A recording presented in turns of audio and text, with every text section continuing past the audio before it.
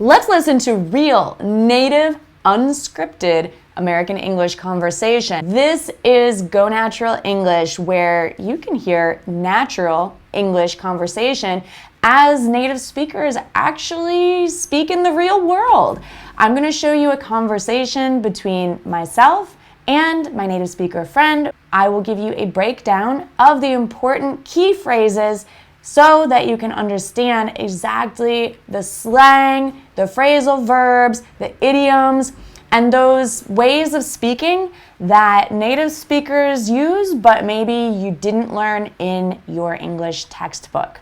I think you'll really enjoy this lesson because it's not just a traditional English lesson, it's a conversation that you can enjoy following along as if you were listening to friends. So I hope this is helpful for you, and please be aware that this conversation is a sample from my complete course, Fluent Communication. If you're interested in learning more with the Go Natural English method and myself, Gabby Wallace, you can visit gonaturalenglish.com. All right, well now let's hear the conversation and my teaching breakdown. So, hey, I'm Gabby. This is Go Natural English, and I want to introduce you to my friend Ariel. Ariel. It's okay. I mean, we can keep going if it's okay. Ariel. Why do I always say air? Like, it's not air. I don't know. Ariel. He's a little mermaid. That's right. Ariel. Do you ever tell people to, like, rhyme your name with something? My reference point is usually The Little Mermaid because that movie came out about 2 months before I was born, and she goes by Ariel in the movie, so I was kind of doomed. So you could say it's not like The Little Mermaid, but then people still think of The Little Mermaid. But then at least they remember something along the lines of Ariel. Yeah. That's true. Yeah. All right, so Ariel. Tell me a little about yourself. Okay, so I live in Ho Chi Minh City, Vietnam, as you do. Yes. I've been here for about a year and a half now. I'm originally from the USA. I'm from Texas, which most people assume is like desert and cowboys and horses and lassos and that sort of thing. You must be a cowgirl, right? I'm not a cowgirl, in fact. I'm from a big city, and it's like a normal big city. And in fact, it's not desert at all. It's Austin. It's the capital of Texas. I've heard Austin is a super cool city. It is cool. It's very green, and there's nature and normal people doing normal things, normal businesses and places to go, and no cowboys. Isn't that funny how there's so many stereotypes about cities, especially in the US, I guess, because I'm familiar with cities in the US, but yeah, we think of like in lesson pack 1, we talked to Brittany. Brittany's from Las Vegas, and you think of Las Vegas, you think of casinos and gambling and crazy partying. Yeah. And then Texas, but Austin is a really progressive city, I've heard. So it really is, yeah. It's some would say very liberal, very open to new ideas and modern businesses and technology and thinking. So it is a very cool place to be. Awesome. That's kind of on my list of places I want to visit. Oh, really? There's a lot of places I want to visit, and like you mentioned, we're here in Ho Chi Minh. I'm really excited to be here, to be working out of Vietnam for a while, and be working on Go Natural English while I'm here. So it's great to be able to talk with you, and I want to ask you a bunch of questions. Okay. But let me continue with questions in the next video. Okay. Hey, how you doing? Welcome to Fluent in 15 Pack 5, Conversation 1 Breakdown. I'm really excited to share some phrases with you that Ariel and I used in our conversation. So I have some notes here from things that we said, things that you might want to understand better and even use yourself in your own conversations. So the first thing I say with Ariel, I say, why do I always say Ariel, right? I mispronounced her name. So if you make a mistake like that, you can't remember how to say someone's name, you could use this phrase. Why do I always say Ariel instead of, why do I always say Ariel instead of Ariel? Still, it's hard for me to remember. So why do I always say, okay. And then I ask her, do you ever tell people to rhyme your name with something? because this is kind of a technique that I use to remember people's names. But use this question, do you ever? Do you ever, and you can make up your own question, but a good way to remember people's names is to rhyme them with something. I had a friend named Alua, and he would always tell people, oh, my name rhymes with Kahlua, like the drink. So, easy way to remember people's names, especially when you're learning a lot of new names that might not be familiar to you in your culture or your language.